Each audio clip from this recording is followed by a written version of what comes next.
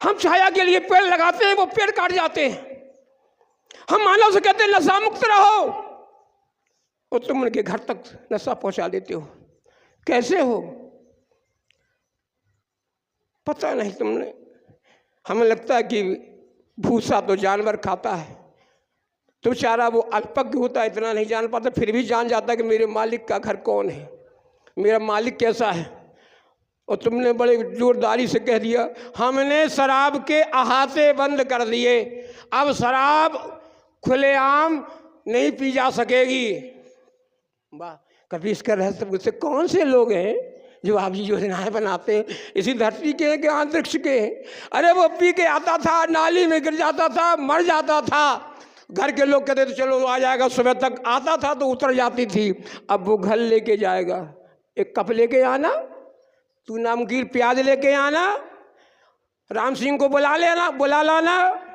अब वो घर पी रहा है, अब उसको खाना बना रखा है, गेट बंद कर दो। अब बताइए, सोचो तुम कैसे बना देते हो योजनाएं, कहाँ के रहने वाले हो, तुम्हें कौन बुद्धि देता है। हमने तो सुना था कि लालू खाता चारा, तुमने तो चारा नहीं खाया कहीं। हमें तो लगता है कि तुमने चारा खाया तभी सैकड़ों हजारों लाखों गाय सड़कों पर मारी मारी फिर रही हैं। कहाँ है तुम्हारी गौशालाएं, कहाँ है गौशालाओं में गायें। कैसे सोचते हो। याद रखो एक ऋषि की यात्रा है ये, इस यात्रा में बाधा मत डालो, इस यात्रा में चलने वालों से सलाह लो। नहीं आता, श्रम आती है तो सिद्धाश्रम जाओ। लेकिन तुम तो इतने अपात्र हो कि तुम्हें तो मिलने से भी गुरुवर ने मना कर दिया कई बार, क्योंकि तुम्हें सुधरना है नहीं, मानना है नहीं। सुधर जाते तो आपकी स्थिति सुधर जाती।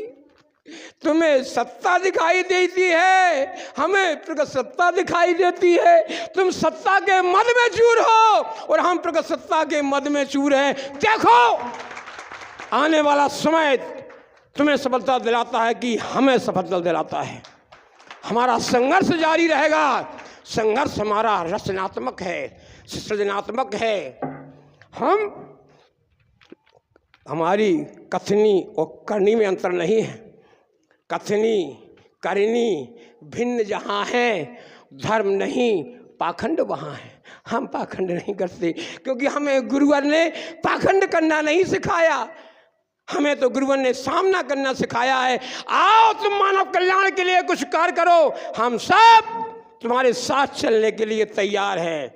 और अगर मानव के विरुद्ध तुम्हारी यही योजनाएं जारी रही, दुर्बुद्धि की योजनाएं इसी तरह जारी रही, आने वाला समय निश्चित ही तुम्हें ऐसी स्थिति में लाकर खड़ा कर देगा कि तुम्हारे पास ना सोचने को वक्त होगा, ना साथ देने के लिए साथी होंगे, और ना तुम्हारी किस्मत तुम्हारा साथ देगी।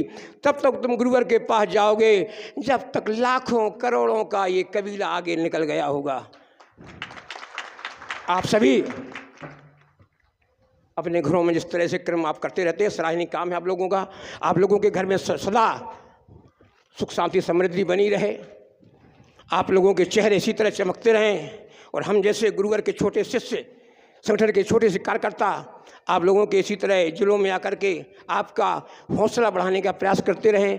आप सदा खुश रहें, मुस्कुराते रहें, और आपकी इसी यही मुस्कुराहट लोगों को पहचान प्रदान करे, लोगों के अंदर जान प्रदान करे, और हमारे संगठन को प्रवाह गति प्रदान करती रहे। इन्हीं भाषा के साथ आप सबको उपस्थित समस्त गुरु भाई बहनों को पुनः सप्रेम जय माता की, जय गुरुवर की।